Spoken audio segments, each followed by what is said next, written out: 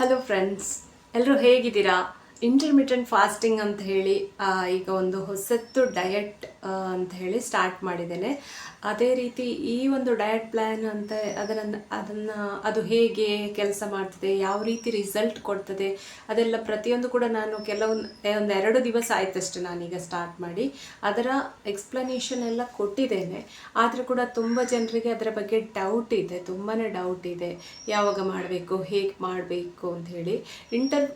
Intermittent fasting ಅಂತ ಹೇಳಿದರೆ ಅದು ಒಂದು ಡಯಟ್ ಪ್ಲ್ಯಾನ್ ಅಂತ ಏನಲ್ಲ. ಡಯಟ್ ಅಂತ ಹೇಳೋದು ಒಂದು ವಿಧಾನ ಅಂತ ಹೇಳ್ಬೋದು, ಒಂದು ಪದ್ಧತಿ ಅಷ್ಟೇ. ಒಂದು ರೀತಿಯ ಆಹಾರ ಪದ್ಧತಿ ಅಂತ ಹೇಳೋದು. ಅದನ್ನು ಹೀಗೆ ಇಂಥದ್ದೇ ಆಹಾರ ತಿನ್ನಬೇಕು ಅಂತ ಹೇಳಿ ಏನೋ ರೂಲ್ಸ್ ಇಲ್ಲ ಆ ಈ ಡಯಟಲ್ಲಿ, ಇಂಟರ್ಮಿಟೆಂಟ್ ಫಾಸ್ಟಿಂಗಲ್ಲಿ. ಸೊ ಅದನ್ನು ಹೇಗೆ ಮಾಡಬೇಕು, ಯಾರು ಮಾಡಬಾರ್ದು, ಎಷ್ಟೊತ್ತಿಗೆ ಮಾಡಬೇಕು ಅಂತೆಲ್ಲ ಇವತ್ತು ನಾನು ಸ್ವಲ್ಪ ಎಕ್ಸ್ಪ್ಲೈನ್ ಮಾಡ್ತೇನೆ. ಹಾಗೆ ನಾನು ಈಗ ಒಂದು ವಾರದ್ದು ಅಂದರೆ 7 days ಇದು ಇಂಟರ್ಮಿಟೆಂಟ್ ಫಾಸ್ಟಿಂಗ್ ಪ್ಲ್ಯಾನನ್ನು ನಾನು ಮಾಡ್ತಾ ಇದ್ದೇನೆ. ಯಾಕೆಂತ ಹೇಳಿದರೆ ಇದು ಎಲ್ರಿಗೂ ಅಡ್ಜಸ್ಟ್ ಆಗೋದಿಲ್ಲ, ಈಸಿ ಅಂತಲ್ಲ. ಟೈಮ್ ಅಡ್ಜಸ್ಟ್ಮೆಂಟ್ ಅಂತ ಹೇಳೋದು ಇದಕ್ಕೆ ತುಂಬ ಇಂಪಾರ್ಟೆಂಟ್. 48 hours ಫಾಸ್ಟಿಂಗ್ ಅಂತ ಕೂಡ ಮಾಡ್ತಾರೆ. ಅಂದರೆ 2 ದಿವಸ ಉಪವಾಸ ಇರುವಂಥದ್ದು ಮತ್ತು ಉಳಿದ 5 ದಿವಸ ಮಾಮೂಲಿಯಾಗಿ ಫುಡ್ಡನ್ನು ತಗೊಳ್ಳುವಂಥದ್ದು. ಆ ಥರ ಕೂಡ ಇದೆ. ಆ ವಿಧಾನ 2 ದಿವಸ ಉಪವಾಸ ಇರೋದು ಅದೆಲ್ಲ ನಮ್ಮಿಂದ ಮಾಡಲಿಕ್ಕೆ ಸಾಧ್ಯ ಇಲ್ಲ ಖಂಡಿತ. ತುಂಬ ಸುಸ್ತಾಗ್ತದೆ, ಏನು ತಿನ್ನೋದು 2 ದಿವಸ ಇರುವಂಥದ್ದು. ಆ ಥರ ಪ್ಲ್ಯಾನ್ ಎಲ್ಲ ಮಾಡಲಿಕ್ಕೆ ಆಗೋದಿಲ್ಲ. ಈ ಇಂಟರ್ಮಿಟೆಂಟ್ ಫಾಸ್ಟಿಂಗ್ ನಾನು ಮಾಡ್ತಾ ಇರುವಂಥದ್ದು, ನಾನು 16x8 ಅಂತ ಹೇಳಿ ಮಾಡ್ತಾ ಇದ್ದೇನೆ. ಅಂದರೆ 16 ಗಂಟೆ ನಾನು ಉಪವಾಸ ಇರಬೇಕು. ಉಪವಾಸ ಅಂತ ಹೇಳಿದರೆ ಹೇಗೆ, ಈಗ ನಾವು ಏಕಾದಶಿ ಉಪವಾಸ ಹಾಗೆಲ್ಲ ಮಾಡ್ತೇವೆ. ಆಗ ಏನು ಮಾಡ್ತೇವೆ, ಅಕ್ಕಿಯದ್ದು ತಿನ್ನೋದಿಲ್ಲ, ಉಪ್ಪಿಟ್ಟು ಅವಲಕ್ಕಿ ಆ ಥರ ತಿಂದು ಉಪವಾಸ ಮಾಡ್ತೇವೆ. ಅದು ಆ್ಯಕ್ಚುಲಿ ಫಾಸ್ಟಿಂಗ್ ಅಲ್ಲ. ಅಂದರೆ ನಮ್ಮ ಹೊಟ್ಟೆ ಖಾಲಿ ಇರಬೇಕು, ನಾವು ನೀರು ಬಿಟ್ಟರೆ ಬೇರೆ ಏನೂ ತಿನ್ನಬಾರ್ದು. ಇದನ್ನು ನಾವು ಫಾಸ್ಟಿಂಗ್ ಅಂತ ಆ್ಯಕ್ಚುಲಿ ಕರೆಯೋದು. ಆ್ಯಕ್ಚುಲಿ ಫ್ರೂಟ್ ಕೂಡ ಅವಾಯ್ಡ್ ಮಾಡಬೇಕು. ಫ್ರೂಟ್ ಕೂಡ ತಿನ್ನುವ ಹಾಗಿಲ್ಲ. ಈಗ 6 ಗಂಟೆ ಮೇಲೆ ನಾನು ಏನು ತಿನ್ನಲಿಕ್ಕಿಲ್ಲ, ನಾನೊಂದು ಆ್ಯಪಲ್ ತಿಂತೇನೆ, ನಾನು ಪಪ್ಪಾಯ ತಿಂತೇನೆ ಅಂತ ಹೇಳಿದರೆ ಇದು ಇಂಟರ್ಮಿಟೆಂಟ್ ಫಾಸ್ಟಿಂಗ್ ಆಗೋದಿಲ್ಲ. ನಾವು ಅಂದ್ಕೊಂಡ ರಿಸಲ್ಟ್ ಬರೋದಿಲ್ಲ. ಫಾಸ್ಟಿಂಗ್ ಅಂತ ಹೇಳಿದರೆ ಏನೂ ತಿನ್ನಲಿಕ್ಕಿಲ್ಲ, ಓನ್ಲಿ ನೀರು ಮಾತ್ರ. ಅದು ಬಿಟ್ಟು ನಿಮಗೆ ಮತ್ತೆ ಆಪ್ಷನ್ ಅಂದರೆ ಜೀರಾ ವಾಟರ್, ಗ್ರೀನ್ ಟೀ, ಅಂದರೆ ಕ್ಯಾಲೋರಿ ಏನೂ ಇಲ್ಲದಂತಹ ಲಿಕ್ವಿಡನ್ನು ತಗೊಳ್ಬೋದು. ಇನ್ಕ್ಲೂಡಿಂಗ್ ನೀವು ಕೋಕೋನಟ್ ವಾಟರ್ ಅಥವಾ ಎಳನೀರು ಕೂಡ ಈ ಇಂಟರ್ಮಿಟೆಂಟ್ ಫಾಸ್ಟಿಂಗ್ ಪೀರಿಯಡಲ್ಲಿ ತಿನ್ನಲಿಕ್ಕಿಲ್ಲ. ಇಲ್ಲಿ ಟೈಮ್ ನೀವು ಯಾವ ರೀತಿ ಬೇಕಾದರೂ ಚೂಸ್ ಮಾಡ್ಬೋದು, ಎಷ್ಟೊತ್ತಿಗೆ ಬೇಕಾದರೂ ಫಾಸ್ಟಿಂಗ್ ಮಾಡ್ಬೋದು. ಅದು 16 ಗಂಟೆ ಉಪವಾಸ ಇದ್ರಾಯಿತು. ಆ 8 ಗಂಟೆ ಪೀರಿಯಡ್ ಏನಿದೆ ಆ ಟೈಮಲ್ಲಿ ನೀವು ಫುಡ್ ತಗೊಳ್ಬೋದು. ಇದನ್ನು ಒಂದು ಹೊತ್ತು ಸ್ಕಿಪ್ ಮಾಡಬೇಕು, ಬ್ರೇಕ್ಫಾಸ್ಟ್ ಸ್ಕಿಪ್ ಮಾಡಬೇಕು, ಮಧ್ಯಾಹ್ನ ಊಟ ಮಾತ್ರ, ಮತ್ತು ನೈಟ್ ಡಿನ್ನರ್ ಮಾತ್ರ ಅಂತ ಹೇಳಿ ಕೆಲವರು ಮಾಡ್ತಾರೆ. ಹಾಗೆ ಮಾಡಬೇಡಿ. ಯಾಕೆ ಅಂತ ಹೇಳಿದರೆ ನಮ್ಮ ಶರೀರಕ್ಕೆ ನ್ಯೂಟ್ರಿಯೆಂಟ್ಸ್ ಅಂತ ಹೇಳೋದು ಬೇಕೇ ಬೇಕು. ಕಡಿಮೆ ತಿಂದರೆ ಕೂಡಲೇ ನಾವು ಸಪುರಾಗ್ತೇವೆ, ವೀಕ್ ಆಗ್ತವೆ ಅಂತ ನಾವು ಅಂದ್ಕೊಳ್ತೇವೆ. ತಿನ್ನದಿದ್ದರೆ ಒಳ್ಳೆಯದಾಯಿತು, ಸಪುರಾಗ್ತದಲ್ಲ ಅಂತ ಹೇಳಿ ತಿನ್ನದೇ ಕೂತ್ಕೊಳ್ತೇವೆ. ಒಂದು ಹೊತ್ತು ಬೆಳಗಿನ ಬ್ರೇಕ್ಫಾಸ್ಟನ್ನೇ ಸ್ಕಿಪ್ ಮಾಡ್ತೇವೆ. ಹೀಗೆ ಮಾಡಿದರೆ ಏನಾಗ್ತದೆ ಅಂತ ಹೇಳಿದರೆ ನಮ್ಮ ಶರೀರಕ್ಕೆ ಬೇಕಾದಂತಹ ನ್ಯೂಟ್ರಿಯೆಂಟ್ಸ್ ನಮಗೆ ಸಿಗೋದಿಲ್ಲ. ಈ ನ್ಯೂಟ್ರಿಯೆಂಟ್ಸ್ ಸಿಗದೆ ಹೋದಾಗ ಹೇರ್ ಫಾಲ್ ಆಗ್ತದೆ, ಸ್ಕಿನ್ ಒಂದು ಥರ ಇದಾಗ್ತದೆ, ಸ್ಕಿನ್ ಡ್ರೈ ಆಗ್ತದೆ, ಸ್ಕಿನ್ ಒಂಥರ ಒಂದು ರಕ್ತ ಇಲ್ಲದವರಾಗಿ ಸ್ಕಿನ್ ಕಾಣಿಸ್ಲಿಕ್ಕೆ ಶುರುವಾಗ್ತದೆ, ಹೇರ್ ಫಾಲ್ ಆಗ್ತದೆ. ಹಾಗೆ ಎಲ್ಲ ನಮಗೆ ಕಾಯಿಲೆಗಳು ಅಂದರೆ ಸ್ಕಿನ್ ಪ್ರಾಬ್ಲಮ್ಸ್ ಆ ಥರ ಎಲ್ಲ ಸ್ಟಾರ್ಟ್ ಆಗ್ಬೋದು, ಹೇರ್ ಫಾಲ್ ಆಗ್ಬೋದು, ನಮ್ಮ ಒಂದು ಮುಖದ ಕಾಂತಿ ಕಳೆಗುಂದ್ಬೋದು, ಹಾಗೆ ವೀಕ್ನೆಸ್ ಸ್ಟಾರ್ಟ್ ಆಗ್ಬೋದು. ಆ ಥರ ತಿನ್ನೋದನ್ನು ಕಡಿಮೆ ಮಾಡಿದರೆ, ಡಯಟ್ ಅಂದರೆ ತಿನ್ನದೇ ಕೂತ್ಕೊಳ್ಳೋದಲ್ವಾ ಅಂತ ಕೆಲವರು ಕೇಳ್ತಾರೆ. ತಿನ್ನದೇ ಕೂತ್ಕೊಳ್ಳುವಂಥದ್ದಲ್ಲ, ಶರೀರಕ್ಕೆ ಬೇಕಾದ ನ್ಯೂಟ್ರಿಯೆಂಟ್ಸ್ ನಮಗೆ ಏನು ಬೇಕು ಅಗತ್ಯ ಉಂಟು ಅದನ್ನು ತಿನ್ನಲೇಬೇಕು. ಈಗ ನಾನು ನನ್ನ ಫುಡ್ಡಲ್ಲಿ ಅದನ್ನೆಲ್ಲ ಇನ್ಕ್ಲೂಡ್ ಮಾಡಿದ್ದೇನೆ ನೋಡಿ. ನಾನು ಅದಕ್ಕೋಸ್ಕರ ಪ್ರತಿಯೊಂದು ಫುಡ್ ಏನು ಮಾಡ್ತೇನೆ, ಎಷ್ಟು ತಿಂತೇನೆ ಅನ್ನೋದನ್ನು ವಿಡಿಯೋದಲ್ಲಿ ನಿಮಗೆ ತೋರಿಸ್ತೇನೆ. ನಾನು ಹೆಸರುಬೇಳೆ ದೋಸೆ ಮಾಡಿದೆ. ಯಾಕೆ, ಹೆಸರುಬೇಳೆಯಲ್ಲಿ ನಮಗೆ ಬೇಕಾದಂತಹ ನ್ಯೂಟ್ರಿಯೆಂಟ್ಸ್ ಎಲ್ಲ ಇದೆ, ಪ್ರೋಟೀನ್ ಇದೆ. ಆ ದೋಸೆ 2 ತಿಂದರೆ 2 ತಿನ್ನೋದಾ, 2 ತಿಂದರೆ ನಮಗೆ ಹೊಟ್ಟೆ ಫಿಲ್ ಆಗ್ತದೆ. ಹಾಗೆ ಅದರಲ್ಲಿ ಬೇಕಾದ ನಮ್ಮ ಶರೀರಕ್ಕೆ ಬೇಕಾದಂತಹ ಪೌಷ್ಟಿಕ ಅಂಶಗಳು ಇದೆ. ಈಗ ನೀವು ಉದ್ದಿನ ದೋಸೆ ತಿಂತೀರಾ 2, ಆದರೆ ನಮಗೆ 2 ಹೆಸರುಕಾಳು ದೋಸೆ ತಿಂತೀರಾ. ಆದರೆ ಅದನ್ನು ಕಂಪೇರ್ ಮಾಡಿದರೆ ನಿಮಗೆ ಉದ್ದಿನ ದೋಸೆಯಲ್ಲಿ ನ್ಯೂಟ್ರಿಯೆಂಟ್ಸ್ ಇಲ್ಲ, ಬರೀ ಫ್ಯಾಟ್ ಇರುವಂಥದ್ದು.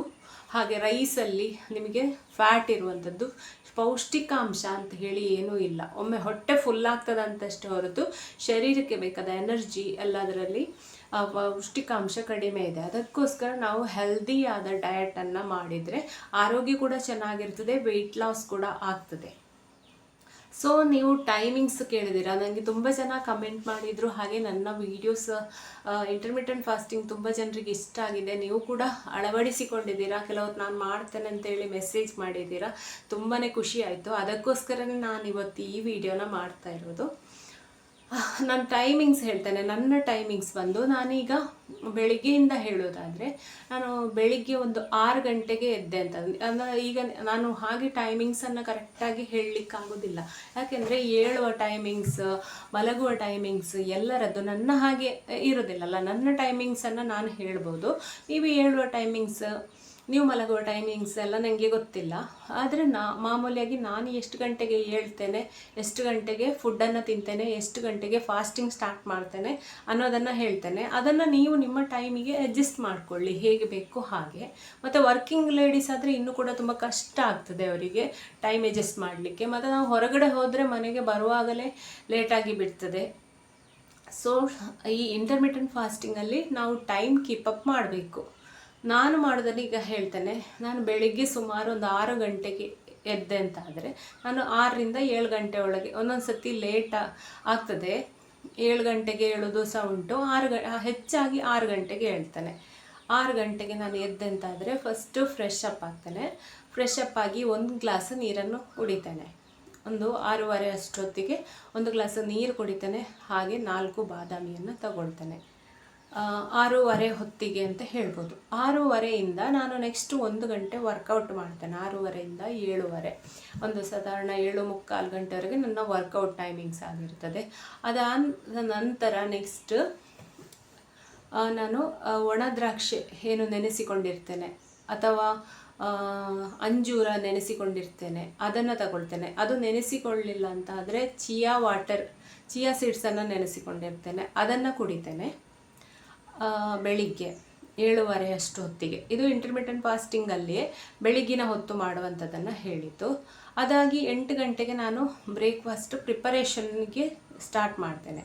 8 ಗಂಟೆಯಿಂದ ಬೇರೆ ಮನೆ ಕೆಲಸಗಳು, ಕ್ಲೀನಿಂಗು, ಒರೆಸೋದು, ಗುಡಿಸೋದು ಅದೆಲ್ಲ ಆಗ್ತದೆ. ಒಂದು 10 ಗಂಟೆ ಅಷ್ಟೊತ್ತಿಗೆ ನನಗೆ ಬ್ರೇಕ್ಫಾಸ್ಟ್ ರೆಡಿ ಆಗ್ತದೆ. 10-10:30 ಈ ಟೈಮಲ್ಲಿ ನಾನೀಗ ಮಾರ್ನಿಂಗ್ ಬ್ರೇಕ್ಫಾಸ್ಟನ್ನು ತಗೊಳ್ತಾ ಇದ್ದೇನೆ. ಈಗ ಪೋಹ ಮಾಡ್ಬೋದು, ಉಪ್ಪಿಟ್ಟು ಮಾಡ್ಬೋದು, ಏನಾದರೂ ಮಾಡ್ಕೊಳ್ಬೋದು, ಅಥವಾ ಓವರ್ನೈಟ್ ಓಟ್ಸಿದ್ದು ಮಾಡ್ಬೋದು. ನಾನು ಏನು ತೋರಿಸ್ತೇನೆ ವಿಡಿಯೋದಲ್ಲಿ, ಅದನ್ನು ನೀವು ನೋಡ್ಬೋದು. ಅದನ್ನು ಮಾಡ್ತೇನೆ. 10:00 ಬ್ರೇಕ್ಫಾಸ್ಟ್ ಆಯಿತು ಅಂತಾದರೆ ನೆಕ್ಸ್ಟ್ ನಾನು ನನ್ನ ವೀಡಿಯೋಸ್ ಮಾಡುವ ಕೆಲಸ, ಮನೆ ಕೆಲಸಗಳು ಮಾಮೂಲಿ ಎಲ್ಲ ಇದೆ ಅಲ್ಲ, ಅದೆಲ್ಲ ಮಾಡ್ಕೊಳ್ತೇನೆ. ಈಗ ಇಲ್ಲಿ ವರ್ಕಿಂಗ್ ಲೇಡೀಸ್ ಹೇಗೆ ಮಾಡ್ತೀರಾ ಅನ್ನೋದು ನೀವು ಡಿಸೈಡ್ ಮಾಡಬೇಕು. ನೀವು 10 ಗಂಟೆಗೆ ಬ್ರೇಕ್ಫಾಸ್ಟ್ ಮಾಡಿದರೆ ನೈಟ್ ಹೇಗೆ ತಗೊಳ್ತೀರಾ ಅನ್ನೋದು ಕೂಡ ಇಂಪಾರ್ಟೆಂಟ್. ನಿಮ್ಮ ಟೈಮಿಂಗ್ಸ್ ಮ್ಯಾನೇಜ್ ಮಾಡಿಕೊಳ್ಳಿ ಅಷ್ಟೇ. ಡೇ ಟೈಮ್, ನಾನಂದರೆ ಡೇ ಟೈಮ್ ಅಂದರೆ 12 ಗಂಟೆವರೆಗೆ ಫಾಸ್ಟಿಂಗ್ ಮಾಡೋದು ಕಷ್ಟ ಅಂಥೇಳಿ ನಾನು ಸಾಯಂಕಾಲ 6 ಗಂಟೆಗೆ ನನ್ನ ಡಿನ್ನರನ್ನು ಮುಗಿಸಿಕೊಳ್ತೇನೆ. ನನಗೆ ಅದು ಅಡ್ಜಸ್ಟ್ ಆಗ್ತದೆ. ಸೊ ನಾನು ಆ ಟೈಮಿಂಗ್ಸನ್ನು ಚೂಸ್ ಮಾಡಿದ್ದೇನೆ. ನಿಮಗೆ 6 ಗಂಟೆಗೆ ಫುಡ್ ತಗೊಳ್ಳಿಕ್ಕೆ ಆಗೋದಿಲ್ಲ ಸಂಜೆ ಅಂತ ಇದ್ದರೆ ನೀವು 7 ಗಂಟೆಗೆ ತಗೊಳ್ಬೋದು. ಆದರೆ ಬೆಳಗಿನ ಬ್ರೇಕ್ಫಾಸ್ಟ್ 10 ಗಂಟೆಗೆ ತಗೊಳ್ಳುವ ಹಾಗಿಲ್ಲ.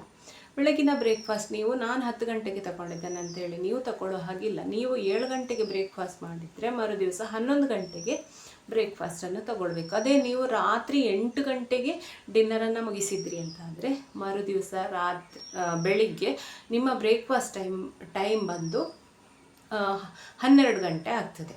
ಇದು ಹೇಳಿದ್ದು ನಾವು 16 ಗಂಟೆಯಷ್ಟು ಹೊತ್ತು ನಮ್ಮ ಹೊಟ್ಟೆ ಖಾಲಿ ಇರಬೇಕು. ಆ ಟೈಮಲ್ಲಿ ನೀರು ಬಿಟ್ಟರೆ ಬೇರೆ ಏನನ್ನು ತಗೊಳ್ಳೋ ಹಾಗಿಲ್ಲ. ಅಷ್ಟು ಬೇಕು ಅಂತ ಏನಾದರೂ ಇದ್ದರೆ ನಿಮಗೆ ಟರ್ಮರಿಕ್ ಮಿಲ್ಕ್ ಅಥವಾ ಟರ್ಮರಿಕ್ ಟೀ ಅಂತ ಬರ್ತದೆ. ಅದು ನಾನು ನೆಕ್ಸ್ಟ್ ವಿಡಿಯೋದಲ್ಲಿ ತೋರಿಸ್ತೇನೆ. ಟರ್ಮರಿಕ್ ಟೀ ಅಂತ ಮಾಡ್ತೇವೆ, ಅದನ್ನು ತಗೊಳ್ಬೋದು. ಅದು ನಮಗೆ ಇಂಟರ್ಮಿಟೆಂಟ್ ಫಾಸ್ಟಿಂಗಲ್ಲಿ ಯೂಸ್ ಮಾಡುವಂಥದ್ದು. ಆಮೇಲೆ ಗ್ರೀನ್ ಟೀ ಅಥವಾ ಜೀರಾ ವಾಟರ್, ಸಿನಮನ್ ಡ್ರಿಂಕ್ ಇದನ್ನೆಲ್ಲ ಕುಡಿಬೋದು ಬಿಸಿ ಬಿಸಿಯಾಗಿ. ಅದು ಬಿಟ್ಟು ಯಾವುದೇ ಬೇರೆ ಜ್ಯೂಸ್, ಬಿಸ್ಕೆಟ್, ಫ್ರೂಟ್ಸ್ ಅಂಥದ್ದೆಲ್ಲ ಈ ಫಾಸ್ಟಿಂಗ್ ಟೈಮಲ್ಲಿ ತಗೊಳ್ಳೇಬಾರ್ದು, ನಿಮಗೆ ರಿಸಲ್ಟ್ ಬರೋದಿಲ್ಲ. ಮತ್ತು ಇಂಟರ್ಮಿಟೆಂಟ್ ಫಾಸ್ಟಿಂಗ್ ಅಂತ ಹೇಳಿದರೆ ಯಾವ ಫುಡ್ ಬೇಕಾದರೂ ತೆಕ್ಕೊಳ್ಬೋದು, ತಿನ್ನುವ ಟೈಮಲ್ಲಿ ಏನಾದರೂ ತಿನ್ಬೋದು ಅಂತ ಅಂದ್ಕೊಳ್ಬೇಡಿ. ಆಗ ಕೂಡ ನಾವು ಪೋಷನ್ ಕಂಟ್ರೋಲ್ ಮಾಡಬೇಕು, ಒಳ್ಳೆ ನ್ಯೂಟ್ರಿಯೆಂಟ್ಸ್ ಇರುವಂಥ ಆಹಾರವನ್ನೇ ತೆಕ್ಕೊಳ್ಬೇಕು. ನಮ್ಮ ಶರೀರಕ್ಕೆ ಬೇಕಾದ ಪೌಷ್ಟಿಕಾಂಶ ಎಲ್ಲವೂ ಇರಬೇಕು ಅದರಲ್ಲಿ, ಆಯಿತಾ. ನೆಕ್ಸ್ಟ್ ಟೈಮಿಂಗ್ಸ್ ಹೇಳೋದಾದರೆ, ಈಗ ನಾನು 10 ಗಂಟೆಗೆ ಬ್ರೇಕ್ಫಾಸ್ಟ್ ಮಾಡಿದೆ ಅಂತ ಆದರೆ ಮತ್ತು ಮಿಡ್ ಟರ್ಮಲ್ಲಿ ನನಗೆ ಏನಾದರೂ ಬೇಕು ಅಂದರೆ ಫ್ರೂಟ್ಸ್ ತಗೊಳ್ಬೋದು. ಡೇ ಟೈಮ್ ಫುಲ್ ನನಗೆ ತಿನ್ನುವ ಟೈಮಿಂಗ್ಸ್ ಉಂಟು. ಆವಾಗ ಬೆಳಿಗ್ಗೆ 10 ಗಂಟೆಯಿಂದ ಸಾಯಂಕಾಲ 6 ಗಂಟೆವರೆಗೆ ನನಗೆ ತಿನ್ನುವ ಟೈಮು ನನ್ನದು.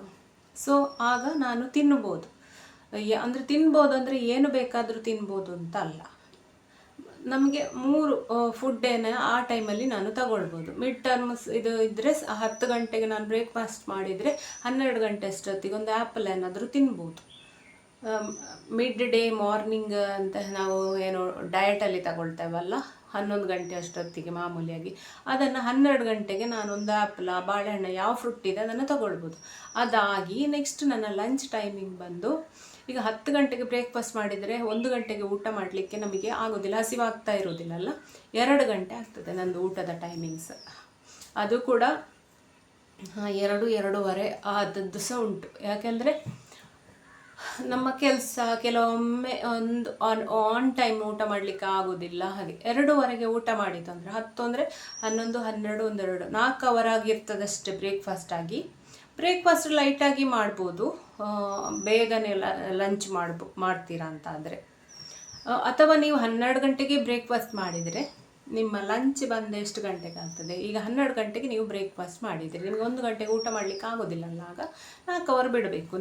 ನಿಮ್ಮ ಊಟದ ಟೈಮಿಂಗ್ಸ್ ಬಂದೇ 4 ಗಂಟೆ ಆಗುತ್ತೆ ಆಗ. ಆಮೇಲೆ ನೀವು ನೆಕ್ಸ್ಟ್ ನಿಮ್ಮ ಡಿನ್ನರನ್ನು 8 ಗಂಟೆಗೆ ತಗೊಳ್ತೀರಾ. ಆ ರೀತಿ ಸೆಟ್ ಮಾಡ್ಕೊಳ್ಬೋದು.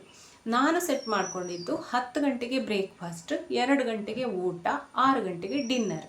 ಅದರ ಮಿಡ್ ಟರ್ಮಲ್ಲಿ 4 ಗಂಟೆಗೆ ಗ್ರೀನ್ ಟೀ ಕುಡಿಬೋದು, ಅಥವಾ ನೀವು ಈವ್ನಿಂಗ್ ಸ್ನ್ಯಾಕ್ಸ್ ಏನಾದರೂ ತಿನ್ಬೋದು. ಅಂದರೆ ಸ್ನ್ಯಾಕ್ಸ್ ಅಂದರೆ ಫ್ರೈಡ್ ಅಲ್ಲ, ಏನಾದರೂ ಈಗ ಶೇಂಗಾ ಬೀಜವ ಅಥವಾ ಲೋಟಸ್ ಸೀಡ್ಸ್ ಅಥವಾ ಏನಾದರೂ ಕಡಲೆ, ಯಾವುದಾದ್ರೂ ಹುರಿ ಕಡಲೆ, ಬಟಾಣಿ ಕಡಲೆ, ಆ ಥರ ಎಲ್ಲ ಒಂದು ಸ್ವಲ್ಪ. ಟೀ ಕುಡಿಯೋದಾದರೆ ಟೀ ಕುಡಿಬೋದು. ಇನ್ನು ಬೆಳಿಗ್ಗೆ ನೀವು ಬ್ರೇಕ್ಫಾಸ್ಟ್ ಮಾಡುವಾಗ ಕೂಡ ಟೀಯನ್ನು ಕುಡಿಬೋದು.